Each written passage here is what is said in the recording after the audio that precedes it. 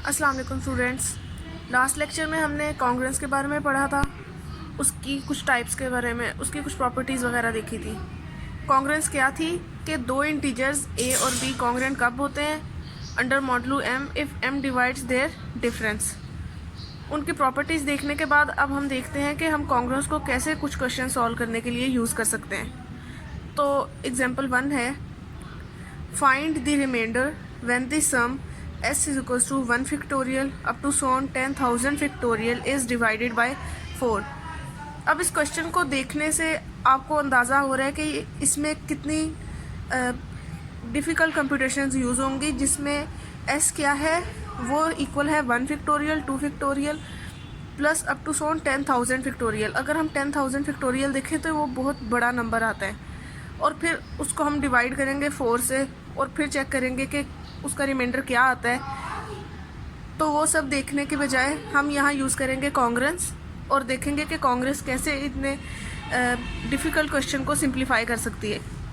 तो इसका सोल्यूशन देखते हैं। यहाँ हम ये रिज़ल्ट यूज़ करेंगे कि n factorial is divisible by 4 for all n greater और इक्वल टू 4। इसका क्या मतलब है कि हम n की जगह 4 से बड़ा या 4 के इक्वल कोई भी नंबर डाल दें तो वो 4 से डिविजिबल उसका फैक्टोरियल लाजमी होगा, क्योंकि अगर हम n इक्वल टू 4 भी लेते हैं तो 4 फैक्टोरियल क्या होता है 4 3 2 1, इन सब का प्रोडक्ट होता है, तो उसमें 4 लाजमी आ रहा है। अब 4 आ रहा है, इसका मतलब ये नंबर 4 से डिविजिबल है।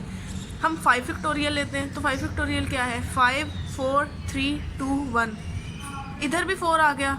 इसी तरह 6 फैक्टोरियल में क्या आएगा 6 5 4 3 2 1, इन सब का प्रोडक्ट। तो 4 आप देख सकते हैं कि 4 के इक्वल या उससे बड़ा जो भी इंटीजर आता है उसका फैक्टोरियल डिविजिबल बाय 4 लाजमी है। यहाँ पे रिजल्ट यूज़ किया, हेंस अब चूँकि n factorial is divisible by 4, तो क्या होगा n फैक्टोरियल अगर 4 से डिवाइड हो रहा है तो उसका रिमाइंडर क्या आएगा, जब वो 4 से डिवाइड होगा वो रिमाइंडर हो जाएगा 0। तो hence n factorial is congruent to 0 mod 4, क्योंकि यही है ना कि a is congruent to b mod m।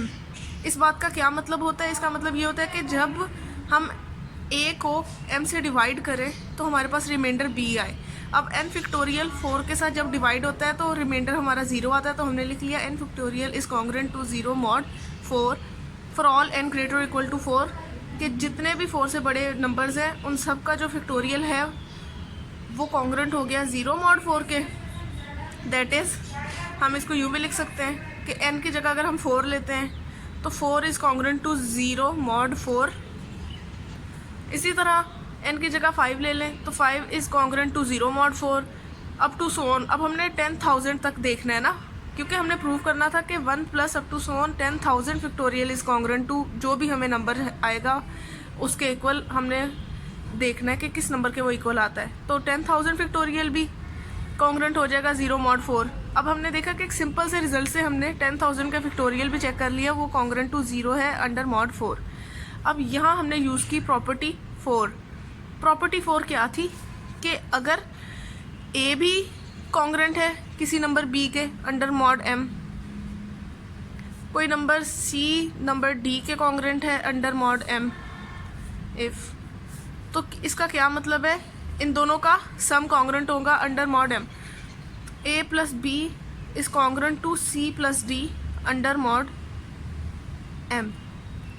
तो अब क्या था, हमने देखा था 4 कॉन्ग्रुएंट था 0 mod के, 5 कॉन्ग्रुएंट था 0 अप टू सो 10,000 कॉन्ग्रुएंट था 0। तो क्या होगा अगर हम इन सब का सम ले लें, क्या होगा 4 factorial plus 5 factorial plus up to so 10,000 factorial, तो किसके कॉन्ग्रुएंट आ जाएगा, वो आ जाएगा 0 plus 0 plus 0 up to so 0 mod 4। तो ये सब किसके कॉन्ग्रुएंट आ गया 0 plus 0 up to so 0 mod 4। अब 0 प्लस 0 तो 0 ही आ गया, यहाँ से हमारे पास एक एक्सप्रेशन आ गया, उसको मैंने a का नाम दे दिया। अब आगे हम यूज़ करते हैं प्रॉपर्टी 1। प्रॉपर्टी 1 क्या थी, कोई भी इंटीजर a अपने ही कॉन्ग्रुएंट होता है, integer for all integers a, कोई भी इंटीजर अपने कॉन्ग्रुएंट होता है। तो इसका मतलब 1 factorial plus 2 factorial plus 3 factorial किसके कॉन्ग्रेंट हो जाएगा? अपने ही कॉन्ग्रेंट हो गया, 1 factorial plus 2 factorial plus 3 factorial under mod 4। इसको हमने दे दिया एक्सप्रेशन बी का नेम। अब दोबारा यहाँ हमने प्रॉपर्टी 4 यूज़ की है ए के ऊपर और बी के ऊपर। प्रॉपर्टी 4 क्या थी कि if A is congruent to B, C is congruent to D, then A plus C is congruent to B plus D. अब देखें, this number is congruent to 0, this number is congruent to this. अब इन दोनों का सम किसके congruent हो जाएगा? इन दोनों के सम के। तो हमने लिख लिया 1 factorial plus 2 factorial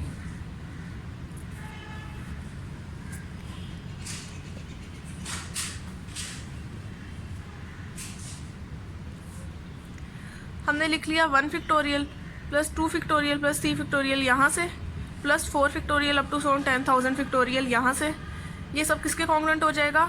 1 factorial plus 2 factorial plus 3 factorial, ये आ गया, प्लस इसका 0 प्लस 0 अंडर मॉड 4।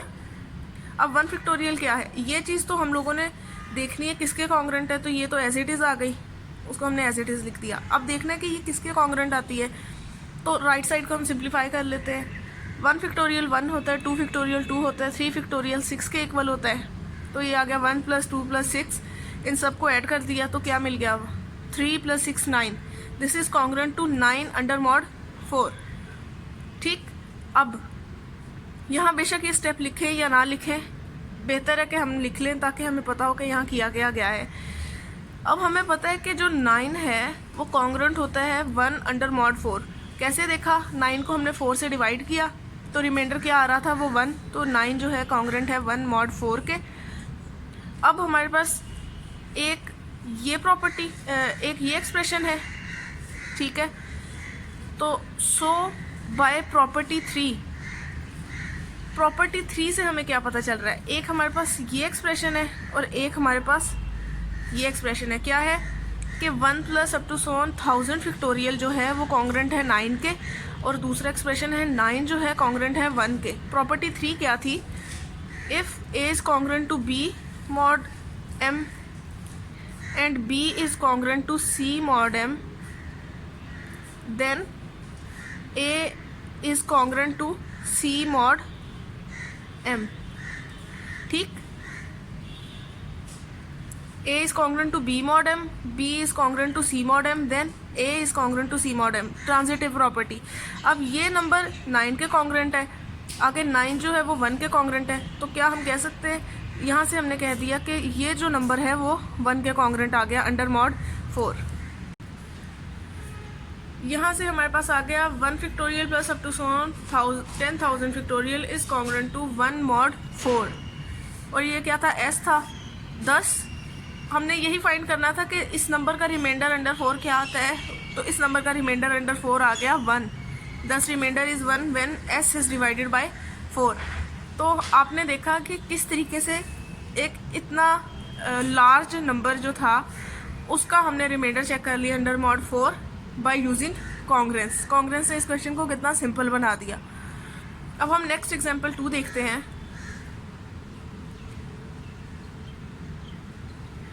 एग्जाम्पल 2 है, what is the remainder when 5 raise to power 48 is divided by 12। जब हम 5 रेज़ टू पावर 48 को डिवाइड करते हैं 12 से, तो हमारे पास रिमाइंडर क्या आता है?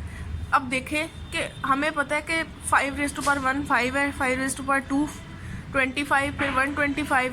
तो आप देख रहे हैं आगे से आगे जो नंबर है वो कितना लार्ज होता जा रहा है। तो 5 रेज़ टू पावर 48 कितना बड़ा नंबर होगा, और फिर हम उसको डिवाइड करें 12 से और उसका रिमाइंडर देखना चाहें तो वो काफ़ी कॉम्प्लिकेटेड क्वेश्चन बन जाता है। तो इधर भी हम देखेंगे कि कॉन्ग्रेंस ने इस क्वेश्चन को कितना सिंप्लीफाई कर दिया है। तो सोल्यूशन है, अब देखें 5 is congruent to 5 under mod 12। हम कैसे इसमें प्रोसीड करेंगे? हम 5 की पावर्स बढ़ाते जाएंगे और उनका देखेंगे आंसर अंडर मॉड 12। ठीक है, 5 is congruent to 5 under mod 12।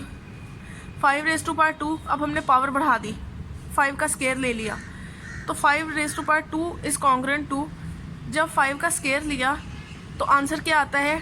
25। अगर हम उसको चेक करें अंडर मॉड 12, अगर हम देखें कि अगर 25 को 12 से डिवाइड करें तो रिमाइंडर क्या आता है? वो आता है 1। तो हमने लिख लिया 5 square is congruent to 1 mod 12। अब आगे, अब इस एक्सप्रेशन की हमने एक और power Lee, 5 raised to power 3। जब हमने 5 raised to power 3 किया यहाँ से, तो किसके कॉन्ग्रुएंट आ गया, 1 raised to power 3। यहाँ हम प्रॉपर्टी यूज़ कर रहे हैं, कौन सी थी, कि if a is congruent to b under mod m, जो हमने लास्ट प्रॉपर्टी की थी, then a k is congruent to b k under mod m। अगर a कॉन्ग्रुएंट है b के, तो उसकी कोई भी पावर हम ले लें तो वो कॉन्ग्रुएंट हो जाएगी b की उस पावर के। तो अब 5 raised to power इसी तरह लिखा था ना, अब 5 raised to power 2 congruent to 1। अब हम 5 raised to power 3 लिखेंगे तो वो 5 raised to power 2 है। अब 5 raised to power 4 अगर हम देखना चाहें तो वो क्या होगा, 5 raised to power 4 is equals to, यहाँ पे ये किसके इक्वल है, 5 raised to power 2 उसकी पावर 2। अब देखें 5 raised to power 2 वो किसके कॉन्ग्रुएंट था, 1 के, ठीक है। तो ये कॉन्ग्रुएंट हो गया 1 स्क्वायर अंडर मॉड 12, और 1 का स्क्वायर 1 के ही इक्वल आता है। तो आपने देखा कि 5 raised to power 4 किसके कॉन्ग्रुएंट आ गया, 1 के। इसी तरह अगर हम एक और पावर ले लें, 5 raised to power 6 ले लें, तो क्या आ जाएगा, यहाँ फिर से 1 का स्क्वायर ले लेते हैं तो वो मॉड 12 में फिर से 1 नहीं आ जाएगा। तो 5 की हम जो मर्जी पावर रेज करते जाएं, हमारी राइट साइड पे हमेशा रिमाइंडर 1 ही आ रहा है। अब हमें चाहिए क्या था, हमें चाहिए था 5 raised to power 48। तो 5 raised to power 48 हम इस एक्सप्रेशन से कैसे लिखेंगे, हम 5 raised to power 2 को रेज कर देंगे बाय पावर 48 बनाना है, बाय पावर 24, क्योंकि 24 टाइम्स 2 जो होता है वो 48 होता है। और ये प्रॉपर्टी 6 यही वाली थी कि if a is congruent to b then a की power k is congruent to b की पावर k। तो यूजिंग प्रॉपर्टी 6 यहाँ हमने रेज कर दी पावर बाय 24, तो ये बन गया 5 raised to power 2 और उसकी पावर 24 इज कॉन्ग्रुएंट टू, यहाँ पे भी अब 24 लेना पड़ेगा, तो ये कॉन्ग्रुएंट आ गया 1 raised to power 24 के। ये एक्सप्रेशन बन गया 5 raised to power, अब पावर की पावर लें तो वो मल्टीप्लाई हो जाती हैं, तो ये बन गया 5 raised to power 48, और यहाँ से 1 raised to power 24 तो 1 ही आ रहा है। तो हमें पता चला कि जब हमने 5 raised to power 48 को 12 से डिवाइड किया तो हमारा रिमाइंडर 1 आया। इसी तरह आप ये क्वेश्चन सॉल्व करेंगे, एक्सरसाइज है आपके लिए, फाइंड रिमाइंडर व्हेन